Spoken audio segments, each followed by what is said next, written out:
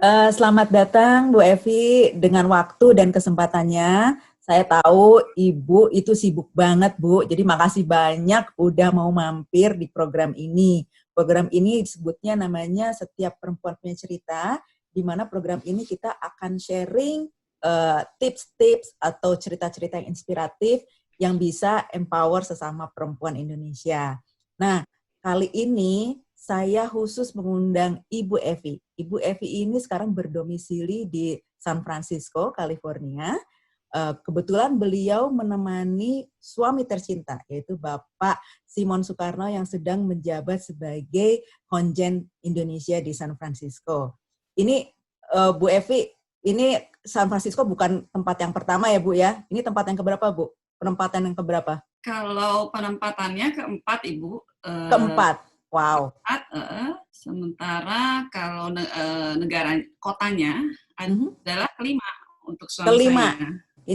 Ini bakal inspiratif banget ceritanya ya, karena kalau melihat dari riwayat perjalanan Ibu dari mana ke mana, ini ternyata Ibu udah pindah ke lebih dari lima kota ya Bu ya. Dan itu nggak termasuk Indonesia. Dalam kurun waktu 20 tahun ya Bu ya. Setiap kota, setiap negara itu kira-kira 4 atau 3,5 tahun kembali lagi ke Indonesia, terus balik lagi ke negara lain. Nah, ini menarik banget. Ini kayaknya cerita yang pengen saya sharing buat semua juga. Nah, Bu Evi bisa cerita sedikit, perkenalan sedikit Bapak dan anak-anak. Silakan Bu. Terima kasih Ibu Nang. Salam sejahtera untuk kita semua. Assalamualaikum warahmatullahi wabarakatuh. Senang sekali dan terhormat rasanya diundang ke program yang diprakarsai oleh Ibu Nang, Setiap Perempuan Punya Cerita. Nama saya Anastasia Evelyn Anggraini, menikah dengan Simon Jatwoko Irwantoro Soekarno, saat ini menjabat sebagai Konsul Jenderal Indonesia di San Francisco. Kami dianugerahi 2 orang putra, yang besar 22 tahun, Jason Soekarno, saat ini kuliah di UC San Diego. Yang kecil, Diego Soekarno, 19 tahun, saat ini sedang kuliah di divisi Diablo Valley College. Nah ini Ibu tadi disebutkan ini San Francisco kota kelima ya Bu ya. Itu bisa diceritain nggak? Pertamanya tahun berapa dan di mana Bu sampai sekarang? Tugas suami saya tugas pertama adalah di Chili, kota Santiago. Itu tahun 1999 sampai tahun 2002. Kami di sana sekitar 3,5 tahun. Kemudian penempatan kedua suami saya adalah Spanyol, kota Madrid. Di sana kami bertugas dari tahun 2004 sampai tahun 2008. Negara ketiga suami saya di Singapura. Di sana suami bertugas dari tahun 2012 sampai 2015. Kemudian tahun 2017 sampai 2019 awal, suami ditugaskan menjadi Konsul Jenderal RI di Los Angeles selama 1,5 tahun, dan saat ini kami di San Francisco dari awal 2019 sampai saat ini. Wow, itu kalau misalnya dilihat dari awal 1999, itu pas waktu di Chili, berarti Jason lahir di Chili atau di mana? Jason lahir di Jakarta, sedangkan anak Jakarta. saya yang kecil, Diego, itu lahir di Santiago, Chile. Santiago. Itu kalau dilihat tadi Ibu ceritakan, Ibu cuma menyebutkan negara-negara yang Ibu datangi. Padahal itu kan di antara perpindahan negara itu Ibu harus balik lagi ke Indonesia kan Bu ya? Sekitar betul. berapa tahun tuh Bu biasanya? Iya. Jadi di Kementerian Luar Negeri yang kami alami, yang suami alami adalah setiap penempatan itu bisa bervariasi antara 3,5 tahun atau 4 tahun. Setelah itu kami kembali ke Indonesia bertugas kurang lebih selama 3 tahun sebelum ditugaskan kembali ke luar negeri, Ibu. Jadi kurang dari 5 tahun harus pindah lagi ya Bu ya. Nah, betul. Ini menarik banget nih Bu. Ini kayaknya saya pindah satu kamar ke kamar lain, kayaknya udah rempong ya Bu ya, satu rumah ke rumah lain. Ini sekarang Ibu ngomongin pindah negara nih Bu ya. Nah, bisa nggak Bu dijelasin itu biasanya berapa bulan sebelumnya, persiapannya, apa aja tuh Bu biasanya sebelum akhirnya pindah ke negara baru? Biasanya kami diinfokan bisa bervariasi, tapi antara 6 bulan sampai 1 tahun sebelum kita sudah diinfokan, maksudnya suami sudah diinfokan akan ditugaskan ke negara yang mana yang gitu. Mana? Jadi dari mulailah proses kita untuk persiapan berangkat ke luar negeri, Ibu. Kurang lebih kita harus melakukan pemeriksaan kesehatan, kemudian dari hasil itu nanti akan diproses oleh bagian kepegawaian Kementerian Luar Negeri untuk proses selanjutnya. Karena memang proses pertama kan harus sehat ya Bu ya, untuk bisa nantinya ditugaskan selama 3 atau 4 tahun di luar negeri. Dan setelah itu kita harus mengurus dokumen keberangkatan seperti paspor, visa, dan lain-lain. Setelah itu ada lagi seperti pembekalan atau kita menyebutnya pengarahan yang biasanya diberikan kepada pejabatnya dan kepada pendamping diplomat yang akan mengikuti tugas ke luar negeri. Jadi di situ tuh biasanya kita ada seperti materi-materi yang kita harus ikuti tuh seperti bagaimana nanti beradaptasi di sana. Tugas kita sebagai pendamping diplomat itu apa saja. Kemudian kita juga diberikan semacam etiket tata pergaulan, terus table manners itu kita ada. Wow. Terus jadi materinya sih hanya satu Ibu. Jadi biasanya kita proses berangkat ke luar negeri itu hanya 2 kali dalam setahun. Jadi ada bulan-bulan tertentu. Jadi nanti kita akan diundang bersamaan dengan teman-teman lain yang akan berangkat, Ibu. Jadi materinya satu, tapi tentunya nantinya kita akan dapat juga info dari negara-negara yang di mana kita nanti akan datangi.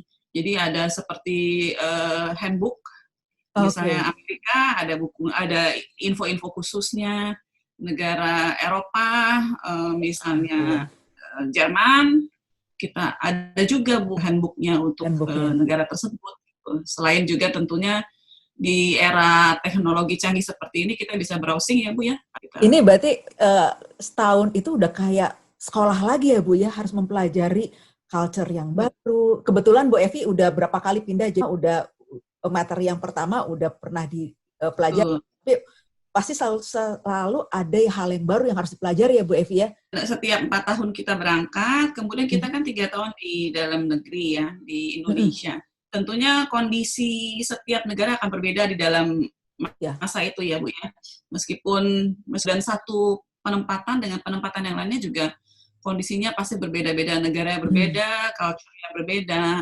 Selalu harus ada update untuk kita pendamping diplomat di negara di mana nanti kita akan ditugaskan, karena berbeda semua itu, dan memang sharing juga dari pengajar, dari senior-senior itu sangat penting untuk kita. Kadang juga masukan, input, dan berbagi pengalaman ya. Ya, betul. Nah, itu kan Bu Evi cerita dari sisi prosedur ya Bu ya, dari sisi diplomatik. Nah, ini sekarang kan kita bicara Ibu Evi ya, nggak cuma sebagai istri Pak Konjen, tapi sebagai seorang ibu, Bu. Ini pasti kan ada tugas lain untuk ibu untuk mempersiapkan keluarga nih, Bu. Apalagi udah ada Jason sama Diego. Nah, itu gimana, Bu, persiapan untuk keluarga sendiri, Bu? Bagi anak-anak kami, pindah rumah, pindah sekolah, mempelajari bahasa baru, itu merupakan hal-hal yang sangat biasa untuk mereka. Permasalahan yang biasanya timbul adalah kesulitan bahasa, karena kami 2 kali ditempatkan di negara yang berbahasa Spanyol. Oh, wow. Itu mereka, pengalaman dari anak-anak saya tuh, even ngomong pun belum bisa, tapi sudah harus mengerti bahasa Spanyol. Itu adaptasi yang mereka hadapi cukup lama, biasanya 1-3 bulan, Ibu. Berangkat sekolah itu penuh dengan tangisan. Drama-drama ya, Bu ya? Ya, karena Ya ampun. dramanya banyak. Terus, tapi karena mereka cepat menyesuaikan, jadi pada akhirnya pada saat suami sudah harus kembali ke Jakarta, mereka malah nangis, kok Udah mau pulang pulang. gitu. Karena Udah jago bahasa ini ya? sudah menikmati banyak teman gitu kan, kegiatan-kegiatan tidak dia alami di Indonesia, di negara tersebut dialami gitu. Nah itu yang harus kami siapkan sih biasanya yang basic saja sih Bu, informasi dasar mengenai negara-negara yang akan kita datangi. Kemudian kalau memungkinkan kita siapkan bahasanya. Jadi kalau sudah agak besar kita bisa kursuskan dulu, misalnya kursus bahasa di Indonesia, at least yang dasar dia untuk berkomunikasi itu bisa dia pelajari dulu sebelumnya. Berarti bisa mempelajari bahasanya dari pas masih di Indonesia ya, Bu ya? Jadi kayak les bahasa gitu ya, Bu, biar nggak kaget pas waktu pindah. Kalau dari pengalaman kami, anak-anak kami, karena penempatan pertama suami di Santiago, di Chili, itu berbahasa Spanyol, kemudian negara kedua itu di Spanyol, Madrid, itu juga berbahasa Spanyol, sehingga anak saya yang besar itu lebih mudah untuk adaptasi. Jadi mereka bisa langsung adjust, ingatnya cepat lagi Bu. Jadi dalam 1 bulan anak saya yang besar itu sudah berjalan normal gitu. Jason udah ngomongnya udah cacicus ya? Puji Tuhan untuk Jason bisa 3 bahasa dengan fasih, yaitu bahasa Spanyol, bahasa Jerman, dan bahasa Inggris. Bahasa Indonesia? 4? Bahasa Indonesia ya, berarti 4 ya Bu ya. Wah. Seperti itu. Itu kalau untuk Ibu gimana tuh Bu? Berarti Ibu udah 5 bahasa dong?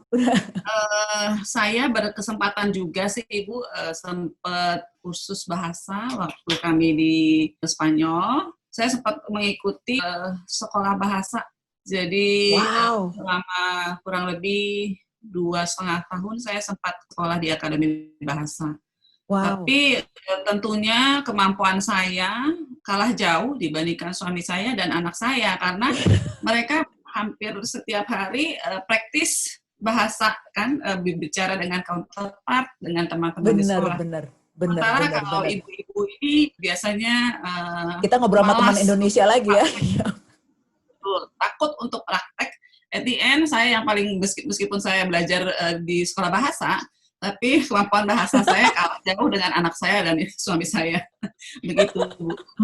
Seperti yang kami alami waktu penempatan pertama suami di kota Santiago, Chili. Kalau kita tidak menguasai bahasa Spanyol, itu kita benar-benar tidak bisa survive, karena mereka tidak berbahasa Inggris. Mostly of them tidak berbahasa Inggris. Mungkin pada saat itu kami masih tahun 1999 ya, Bu ya. Jadi masih sedikit sekali yang bisa berbahasa Inggris. Dan seperti kami ini ibu-ibu, kan kami hanya urusan rumah tangga ya Bu. Domestik ya Bu ya. Jadi kebanyakan kayak di pasar gitu ya nggak ada yang bisa bahasa Inggris Bu. Kalau misalnya kalau kami nggak bisa survive sedikit-sedikit lah untuk bisa mengetahui bahasa Spanyol, tentunya kami nggak bisa belanja atau nggak bisa. Jangankan mau nawar ya Bu ya, mau beli aja kita nggak bisa ya Bu ya. Jadi saya sudah mulai dari penempatan suami, sudah mulai belajar sedikit bahasa Spanyol. Dan sempat juga waktu itu berkesempatan untuk kursus bahasa Spanyol di Indonesia. Kursus Spanyol di Indonesia itu pas untuk mempersiapkan kepergian ke Chili atau pas waktu ke Madrid? Di Chili, Bu. Di Chili. Di Chili. Meskipun pada saat tiba di negara tersebut, tetap nggak ngerti gitu, karena the way beda ya. Karena itu sangat beda, sangat cepat, dan kebetulan Chile itu termasuk salah satu negara yang bahasa Spanyolnya agak kental dan mereka menggunakan kayak istilah-istilah yang tidak seperti di waktu pada saat kita belajar bahasa Spanyol. Jadi prakteknya berbeda sekali, Bu. Jadi ini bahasa tuh benar ya, nomor satu ya. Kita mau nggak mau Betul. terus di samping mempelajari culture-nya, yang tadi Ibu bilang berapa bulan sebelumnya mempersiapkan, terus bahasa, terus untungnya anak-anak otak mereka masih berkembang ya Bu ya, jadi cepet ya, cepet. Iya, Nah sekarang ini ngomongin sekolah nih. Tadi kan Ibu bilang Jason sekarang udah di college ya, udah di UC San Diego ya. betul. Diego juga udah masuk college, udah masuk ke Diablo Valley Community College. Nah, ini kan mereka melewati masa SD di mana, SMP di mana, SMA di mana, itu kan beda-beda, Bu. Nah, ini kita sebelum saya ngomongin sama gimana sama anaknya, itu proses untuk pendaftaran, itu gimana, Bu? Di setiap perbedaan negara ini. Pada saat suami diberitahu negara yang akan ditugaskan, kami biasanya mulai mencari informasi mengenai sekolah anak dan lain-lain itu melalui KBRI atau KJRI yang akan kita datangi. Pada saat ini sudah lebih mudah ya Bu ya, bisa melalui internet kita browsing apa saja yang kita perlukan di sana. Tapi kita juga biasanya juga mempersiapkannya juga dengan bertanya ke KBRI atau KJRI, kemudian menanyakan kepada teman-teman yang pernah bertugas di negara tersebut, Bu. Jadi apakah ada saran? Memang kita bisa dapatkan informasi tersebut melalui internet pada saat ini, tapi kadang ada pengalaman yang khusus, yang trik-trik yang bisa kita dapatkan juga dari teman-teman yang sudah selesai bertugas di sana, Bu. Itu yang biasa kita lakukan sih. Selain itu juga mempersiapkan dokumen anak-anak seperti ijazah, medical record yang harus diterjemahkan ke dalam bahasa Inggris. Nantinya akan memudahkan untuk proses pencarian sekolah. Begitu kita tiba di sana, di negara tersebut, anak-anak harus menjalankan tes untuk masuk ke sekolah ya Bu. Biasanya itu juga kita harus persiapkan anak-anak kita. Kadang dengan bahasa yang berbeda, ada kemungkinan mereka bisa diturunkan kelas atau bisa dinaikkan kelas. Kita harus siapkan anak-anak kita in case hal itu terjadi, tentunya itu akan mempengaruhi kondisi mereka ya Bu. Kita harus dampingi, mempersiapkan kondisi mereka kalau hal yang terburuk itu mereka alami, Bu. Hal positif yang anak-anak kami alami adalah tentunya bisa kemampuan berbahasa asingnya, kemudian juga mengetahui kebudayaan yang bermacam-macam dari negara yang kita datangi. Itu mereka mempelajarinya dari sekolah, dari teman-teman di sana ya Bu ya? Jadi betul, karena kan mereka harus mengikuti kebiasaan dari negara setempat kan Bu. Kemudian juga beberapa event seperti misalnya biasanya di sekolah juga kan ada itu ya Bu, ada kegiatan-kegiatan khusus. Kalau ada misalnya performance ya diminta ada performance dari negara kita, seperti itulah Bu kurang lebih. Kita bisa sampaikan di sekolah anak-anak. Mereka dikasih kesempatan ya, malah ya, untuk sharing tentang Indonesian culture ya. Oke, sekarang Bu Evi bisa sharing nggak? Ini kan Bu Evi udah pindah nih ke negara yang baru nih. Nah, itu gimana caranya menghadapi komunitas yang baru Bu Evi? Karena ini kan jauh dari keluarga, terus Bu Evi menghadapi komunitas di negara yang baru itu selain nggak cuma komunitas lokal gitu, tapi ada komunitas Indonesian community juga. Dan yang kayak di Amerika, San Francisco ini sendiri, itu kan banyak banget tuh Bu, Indonesian community. Nah itu gimana tuh Bu?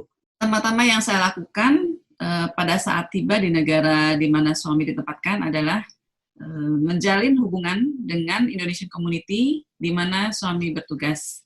Kami juga berpartisipasi aktif di organisasi lokal, seperti contohnya di San Francisco ini, saya mengusahakan bisa terlibat aktif di dalam setiap kegiatan Indonesian Community, dan juga saya menjadi anggota dari organisasi diplomat khusus untuk ladies.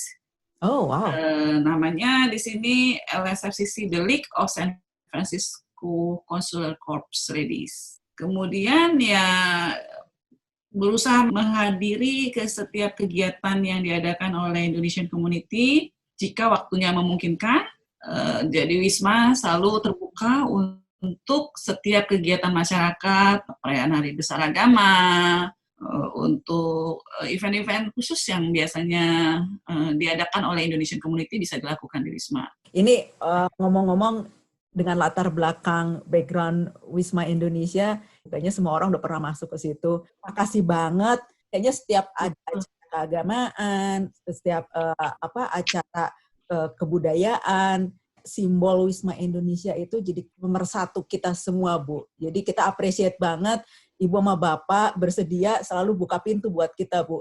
Sekarang udah ngomongin tadi anak-anak adaptasi. Terus ini menarik banget anak-anak bisa belajar bahasa dengan cepat dan kita juga diharuskan ya beradaptasi dengan cepat ya Bu ya, dengan culture-nya, dengan bahasanya. Makanan gimana nih Bu? Repot nggak nih? Rempong nggak sih keluarga sama makanan? Untuk makanan, kebetulan suami dan anak-anak tidak terlalu repot ya dengan selera makanan, jadi mereka bisa dengan mudah beradaptasi dengan makanan yang ada di negara setempat. Jadi nggak harus nasi ya Bu ya? Enggak tuh Bu, kebetulan enggak. Wah ya, hebat.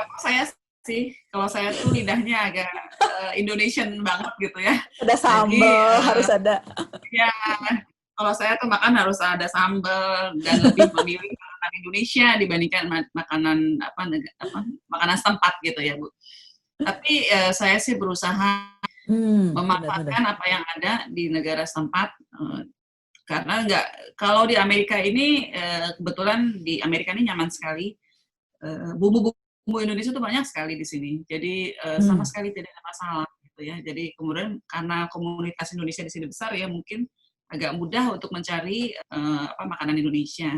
Tapi di negara-negara sebelumnya tidak seperti itu Bu. Jadi waktu kami di Chili dan di Spanyol agak sulit untuk mencari bumbu Indonesia. Jadi terutama di Chili ya, saya tidak tahu kalau kondisi saat ini. Tapi pada saat kami di sana, itu kami hanya ada satu toko Asia. Jadi bahan-bahan Indonesia juga nggak ada sama sekali sih. Kami lebih kayak adjust dengan yang ada saja. Jadi harus kreatif ya Bu ya? Betul. Misalnya kecap asin kita buat jadi kecap manis gitu dengan ditambah gula atau ditambah gula merah seperti itu. Karena kecap manisnya ada di sana gitu. Jadi berusaha ini aja positif dan memanfaatkan bahan yang ada. Seperti misalnya kemiri itu ya. Kemiri itu kan biasanya kan menjadi khas bumbu Indonesia. Kita maksudnya pada saat itu di Chile kami nggak bisa dapatkan itu. Jadi ya mungkin diganti dengan bumbu yang ada, seperti kita pakai macadamia nuts itu, kita ngakalinnya seperti itu ya. Rasanya gimana misalnya, Bu? Rasanya ya kurang lebih enak lah pasti. Enak lah ya. Sama aja gitu ya. Terus bisa kita pakai sayur-sayuran setempat untuk menggantikan masakan Indonesia seperti daun kale ya. Kalau di sini kita bisa ganti dengan untuk rasa daun singkong tuh mungkin daun kale kan bisa kita pakai sebagai penggantinya. Kurang lebih seperti itu lah Bu. Oke, jadi sekarang yang tadi saya sebutin juga, Ibu kan pindah itu juga membawa tugas negara ya Bu ya. Selain Bapak, Ibu juga ada tugas untuk memperkenalkan kebudayaan Indonesia di tempat di mana Ibu ditempatkan. Nah, apa yang Ibu lakukan untuk memperkenalkan kebudayaan Indonesia untuk masyarakat lokal? Yang biasa kami lakukan untuk memperkenalkan kebudayaan Indonesia di negara di mana kita ditugaskan, salah satunya kegiatan komunitas warga negara Indonesia. Kita lakukan melalui organisasi tersebut. Kemudian juga kita bisa melakukan promosi kebudayaan Indonesia melalui organisasi lokal atau organisasi pendamping diplomat. Kemudian juga KJRI atau KBRI di saat-saat tertentu melakukan seperti contohnya Indonesian Day, Bu. Indonesian Day itu adalah satu kegiatan di mana kita memperkenalkan culture, kebudayaan Indonesia dari kuliner, kebudayaan, dan lain-lain. Jadi di situ biasanya ada satu hari kita bisa pameran produk-produk Indonesia. Di San Francisco ini kita pernah melakukan seperti Indonesian Day.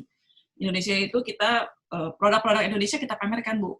Wow. Jadi ada macam-macam, ada makanan kemarin ini sih karena kalau di Amerika agak sulit, Bu, karena izinnya kan susah ya, Bu ya. Ya, Jadi betul, kemarin betul. itu di San Francisco kita melakukan promosi kopi, Bu.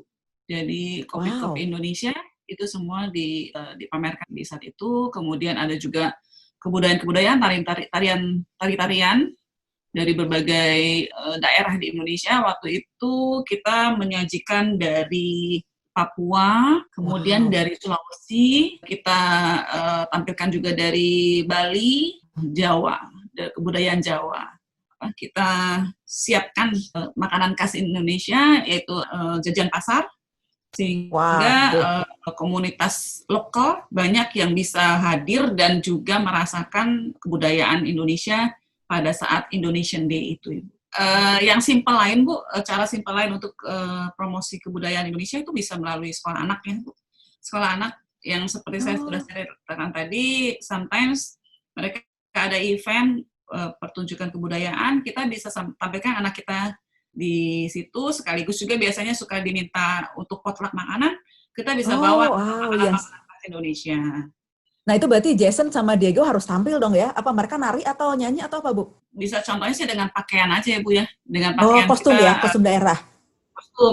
Kostum daerah kita waktu anak-anak masih kecil kita selalu bawa tuh, Bu. Jadi kostum dari beberapa daerah di Indonesia yang nantinya bisa kita pakai untuk menampilkan putra kita di sekolah anak-anak, Bu. Apalagi untuk orang-orang yang lokal, seperti kayak di Amerika sini, melihat kostum kita tuh kayaknya menarik banget ya, Bu ya, beda sendiri gitu. Jadi kalau dengar cerita Bu Evi nih ya tadi ya, kayaknya semuanya berjalan lancar, mulus. Nah, tapi ada nggak sih, Bu, kendala-kendala gitu yang Ibu alami ya sebagai ibu, sebagai seorang wanita gitu, sebagai seorang istri dan sebagai seorang ibu dari 2 anak, apa sih kendalanya, Bu? Terus gimana Ibu menghadapi challenge ini, Bu? Kendala pasti ada ya, Bu ya. Kendala terberat yang saya alami adalah harus memilih keluar dari pekerjaan saya di Jakarta. Hidup merupakan pilihan, dan begitu saya memutuskan untuk ikut suami bertugas, saya berusaha melakukan yang terbaik, melakukan pekerjaan dengan totalitas, dan berusaha mengatasi hal-hal negatif yang ada, Bu. Kendalanya yang lain adalah tentunya banyak, seperti perubahan cuaca, kemudian juga perbedaan bahasa, perbedaan waktu, keterbatasan waktu. Iya, pasti, Bu. Dan juga pastinya homesick. Kalau dulu, saya boleh tanya, Ibu dulu sempat bekerja di mana, Bu? Background Ibu apa dulu sebelumnya? Saya sarjana ekonomi dari Universitas di Jakarta. Kemudian saya sempat bekerja di beberapa perusahaan di Indonesia, yaitu antara lain telekomunikasi, perusahaan minyak dan gas, dan juga hospitality. Ini hebat banget ya, Bu ya. Ini bisa jadi contoh gimana Ibu bisa memilih kemana tujuan hidup Ibu ya, Bu ya. Meskipun Ibu sudah punya karir di Indonesia, tapi Ibu dengan tekad bulat, Ibu memilih untuk ikut Bapak, pindah keluar, nggak cuma keluar kota, tapi ini keluar negeri, yang Ibu juga harus menghadapi semua kendala-kendala dari segi keluarga, dari segi beradaptasi, dan tapi juga Ibu harus menghadapi kendala dari Ibu sendiri ya, harus memutuskan untuk berhenti kerja untuk mengikuti suami tercinta. Dan terlihat sekali Bu Evi ini dalam memilih sangat totalitas ya, Bu ya. Ibu tidak melihat negatifnya, yang Ibu ambil itu apa sisi positif yang bisa Ibu ambil. Seperti yang kita lihat tadi, Ibu cerita tentang belajar bahasa, bagaimana involve dengan anak-anak, bagaimana mengenalkan budaya Indonesia di luar negeri. Ini benar-benar pilihan Ibu, dan Ibu juga nggak setengah-setengah ya Bu ya. Maksudnya selalu memberikan yang terbaik, versi yang terbaik dari Ibu ya Bu ya. Betul, Bu. Nggak mudah sih sebetulnya, Bu. Terutama pada saat penempatan pertama suami. Tentunya tidak mudah bagi saya, Ibu, dari wanita bekerja dan harus memutuskan untuk menjadi ibu rumah tangga. Dan juga saya di samping itu, saya mempunyai tugas lain, yaitu mempromosikan Indonesia di luar negeri, dengan tentunya dengan proporsi saya sebagai ibu rumah tangga. Biasanya kami melalui Dharma Wanita Persatuan, Bu. Nah, di sini pengalaman baru itu akhirnya menjadi suatu pembelajaran khusus buat saya. Pernah nggak sih ngerasa bosan gitu, Bu?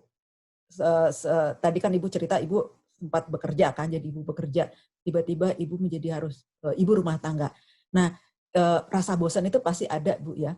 Nah, gimana sih Ibu biasanya mengatasi kendala itu, Bu? Pastinya ada ya, Bu ya. Sebagai ibu rumah tangga tentunya kita keluarga adalah prioritas pertama ya, Bu.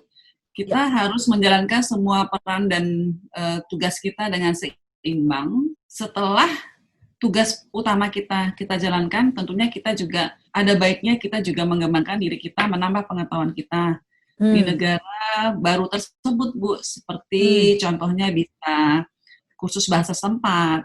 Yang saya lakukan adalah ikut sekolah bahasa pada saat penempatan kedua suami saya.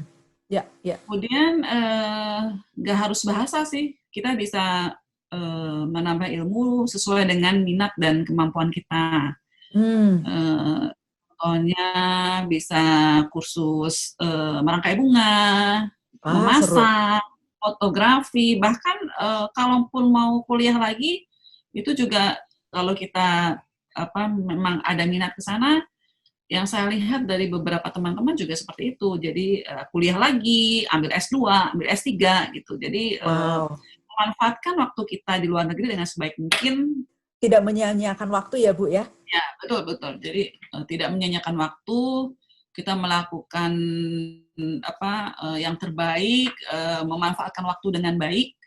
Kemudian juga kalau kita homesick contohnya, di saat era teknologi canggih seperti sekarang ini, kita harus tidak gaptek ya, Bu. Tidak gaptek. Betul. Tapi kita berusaha memanfaatkan teknologi dengan sebaik mungkin sehingga kita bisa tetap berkomunikasi dengan keluarga, dengan teman-teman kita di Indonesia, dengan sarana canggih yang sekarang kita miliki. Contohnya dengan seperti sekarang ini dengan Zoom call, meeting, melalui WhatsApp, banyak sekali sarananya. Jadi kalau saya bisa lihat tadi Bu Evi cerita bagaimana Ibu mengisi waktu yang ada sebaik-baiknya, Bu ya. Jadi kalau istilahnya don't take it for granted ya, Bu ya.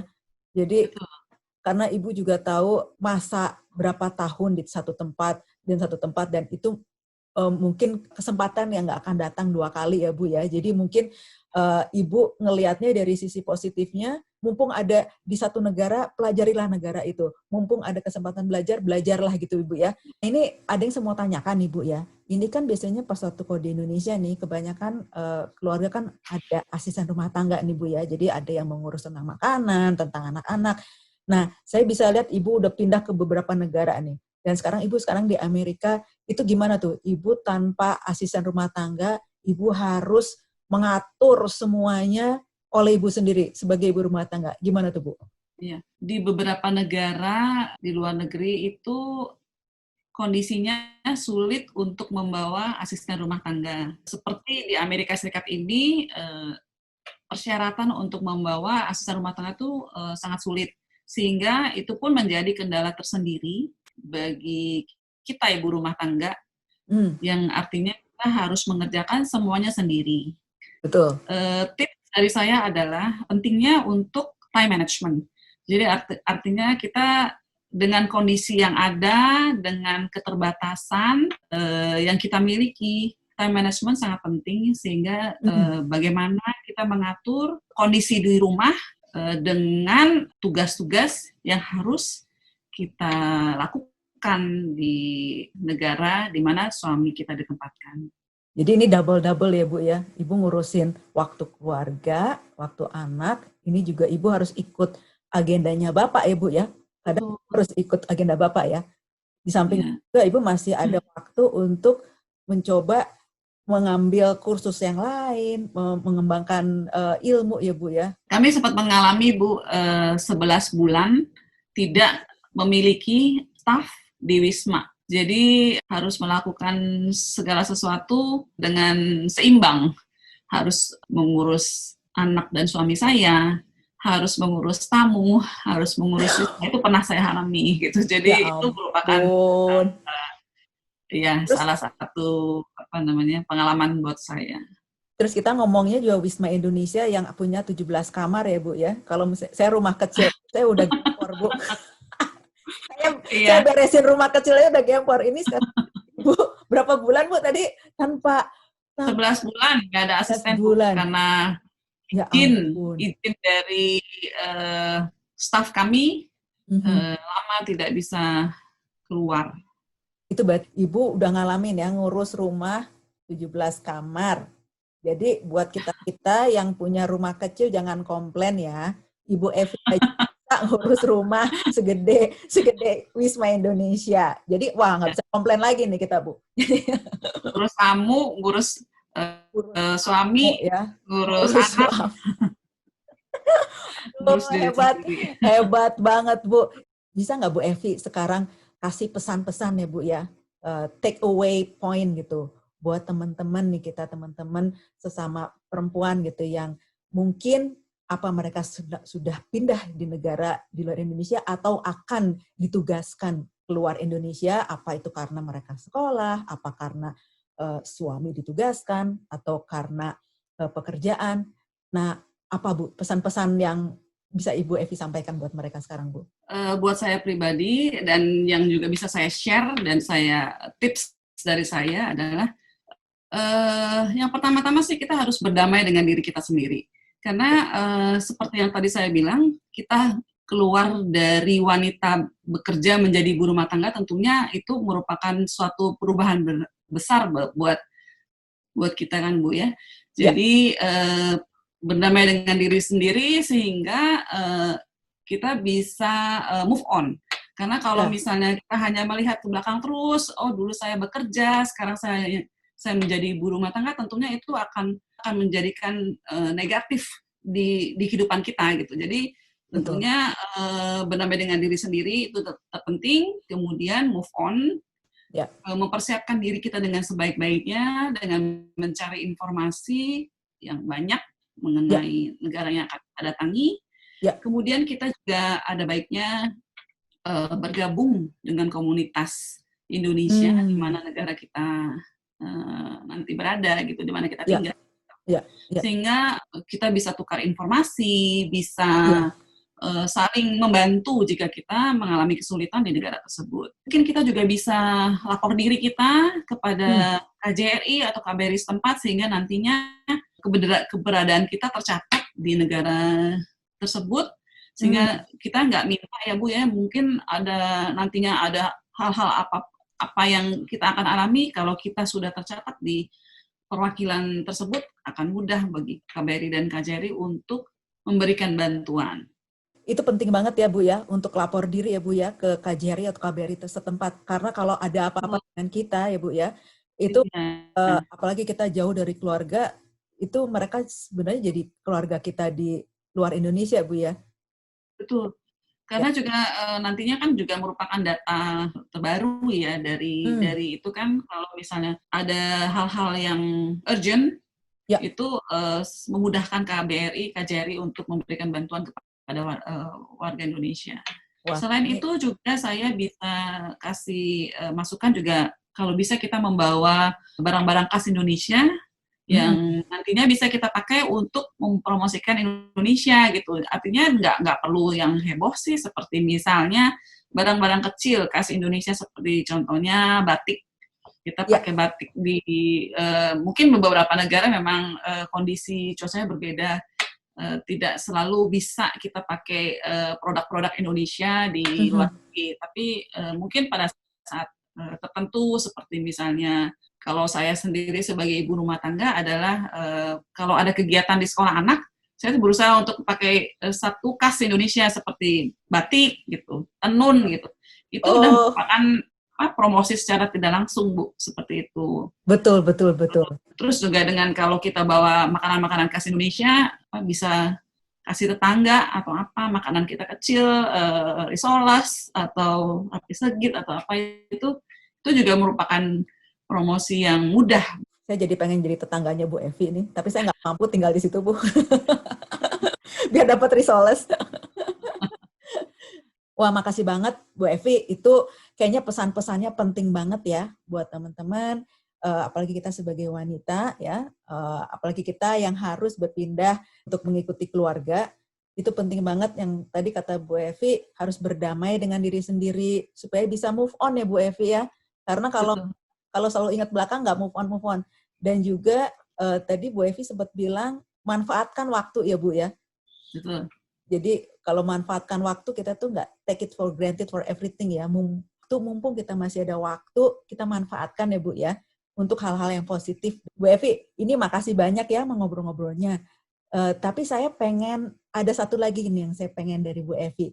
Bisa nggak kasih kayak moto hidup atau apa quote yang selalu memotivasi Bu Evi untuk always stay positif? Ada nggak Bu?